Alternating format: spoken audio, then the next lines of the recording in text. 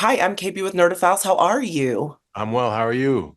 I'm doing well. I'm doing well. Listen, I am digging what I've seen so far from the first season. So let me dive right in. So as the season progresses, how does John and Alex's friendship and even partnership become tested? Because from what I've already seen, it starts off a little bit strained because Alex blames John for what went down when his wife died. But now that that wound, that wound of his wife's murder is being intensified and now that he's being stalked, what will this do to them as friends and as partners? I think that's the wonderful thing about the show is how it starts with a little bit of turmoil. There's not everything's perfect once we start. I think one of the first things you see Alex looking at is a leave of absence for him. So something's going on underneath the surface. But the thing about their relationship is like John's not going to let Alex lie to himself.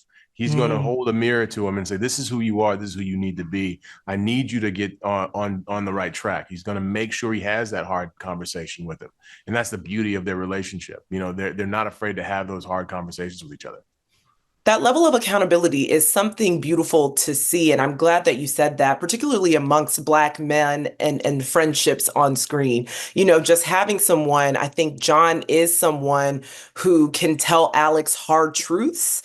And that's very, very important in friendships. And John really is kind of the only core advocate of really making sure that Alex gets the therapy that he needs to really kind of help him deal with all the grief and even the rage that he's been carrying. But you know what? I have to ask because Oh, he is pushing Alex to get that therapy. What is John doing to protect his own mental health? Because the job is hard and his friend also died?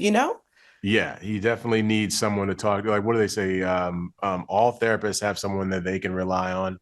I think with a character that we don't talk about as much in a lot of these um, press interviews is Nana Mama. She's been there from the beginning. She's taken care of John. She took him in from the foster program, and she raised him like her own. I think that is his through line. He can. That's when I don't want to give away any spoilers, but when things get the way things get, that's why you see somebody at her side. You see John at her side. That's his support system.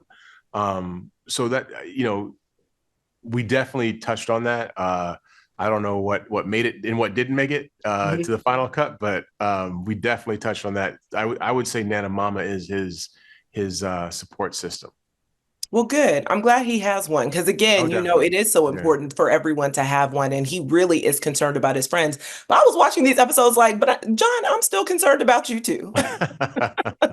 Appreciate that. Yes, yes. Well, listen, I can't wait for audiences to see it. I, told my mother, I said, I think you're going to love it because it's hella black and it's hella good. Like, so, absolutely. So, thank you so much for taking the time to chat with Nerdophiles. Really appreciate it. I appreciate you. Thank you, KB. Have a good day. So, hi, I'm KB with Nerdophiles. How are you? I'm great. How are you? I'm doing well. I'm doing well. Listen, Shannon is literally living a single woman's worst nightmare. I mean, first, like being catfished on a dating app, Yeah. and then being kidnapped by a sociopath. So, I mean, it's like, it's not great. So, can you share just a little bit about what the most kind of challenging part was in bringing Shannon to life and really going from kind of showcasing that level of like vulnerability and trust that comes when you meet someone new and you're dating, but then shifting to so much fear. The hardest part for me was having to both physically and emotionally go through what Shannon was going through herself and really finding the expression of that, really finding the reality of that and not just playing at it, but actually trying to live it. And, I was really lucky that there was a village of people off screen who were making sure that I was safe physically as I went through all of that, which was really important because, there would be days where I was strapped into that chair and there wouldn't always be time to get me out of those restraints in between takes. So there would be, a PA or even Ryan, my fellow actor, like holding a water bottle up to my mouth, and, taking really, really good care of me. But it was really important to me to to honor Shannon, and not just Shannon, but also any woman or any person who finds themselves in an unimaginable nightmare, and the strength and the fortitude of spirit that you have to, tap into to get you through that. Yeah, I'm glad that you said you had such a lovely village around you because I wanted to know, the show tackles mental health so robustly throughout the show. And so for you kind of stepping into this role, how did you make sure, like once you kind of left her for the day, like Mm. what did you do to make sure that mentally you were, at your best as well and to just really take care of yourself? I love that question. It took a lot of self-care. I mean, because your mind knows that it's fake. But you're also still even mentally having to go, to contemplate mortality is a very intense thing to do. And then physically, your body doesn't know that it's fake. So I had a lot of bruises. I had a lot of, like sore muscles, even from just thrashing. So I took a lot of baths. We were filming in Toronto. I spent a lot of time walking around the lake in Toronto.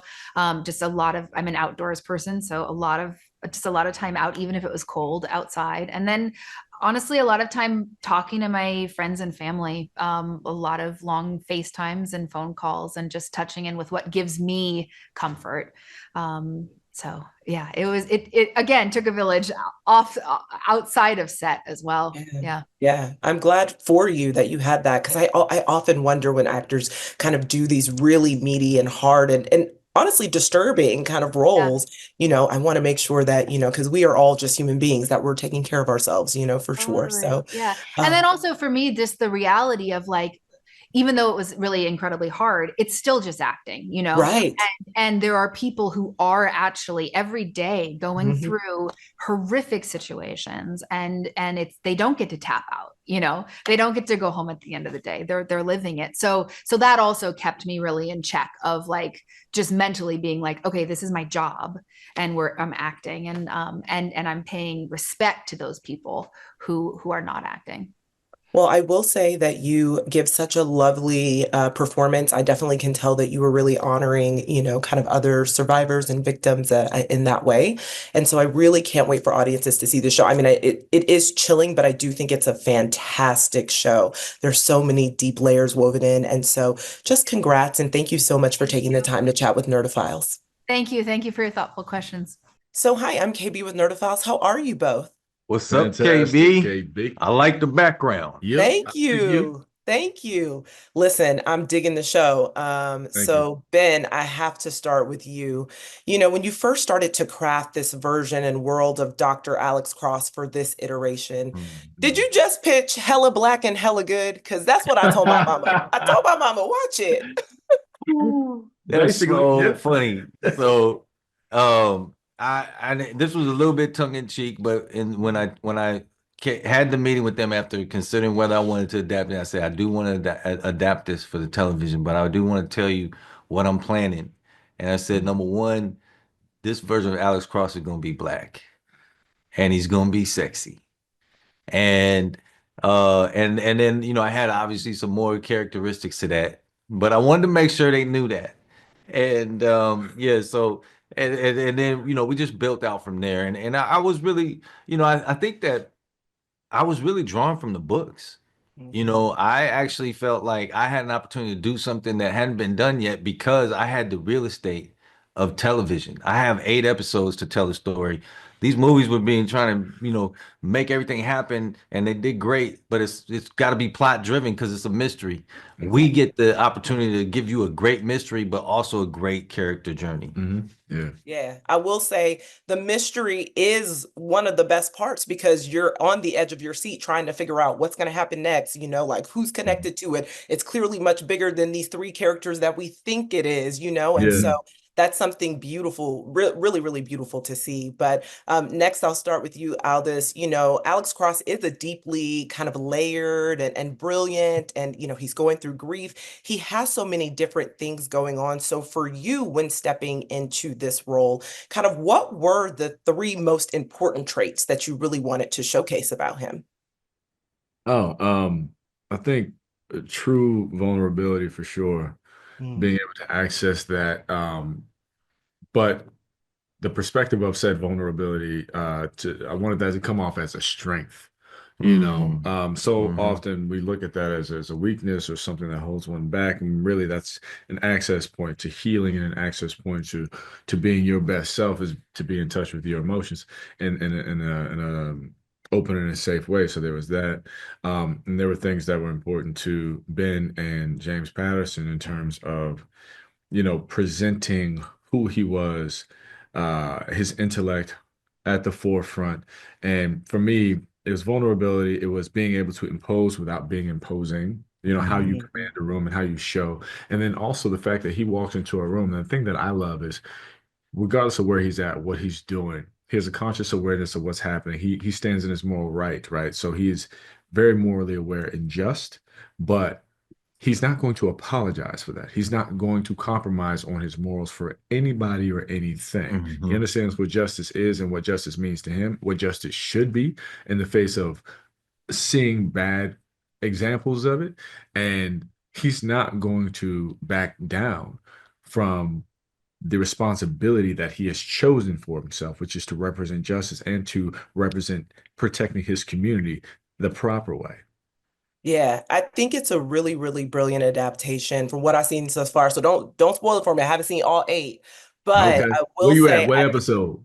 so I'm at episode 5, and Cool. I'm Okay. like, I think it's beautiful. And I will say, just a nod to each of you, it's so lovely to see Black men portrayed in this way, to see the Thank depths you. of the friendship, the level of transparency, and to Thank you. see the little Black boy be able to kiss his father, just to Yeah, see the yeah, tenderness I love. So let yeah. me just say thank you so much for taking time to chat with Nerdophiles. Really appreciate it. Oh, Oh, it was a thank you. pleasure. Thank you for Thank taking the you. Thank time. And you. love the energy. You just came Thank in. you. Thank Hella you. black. Thank you.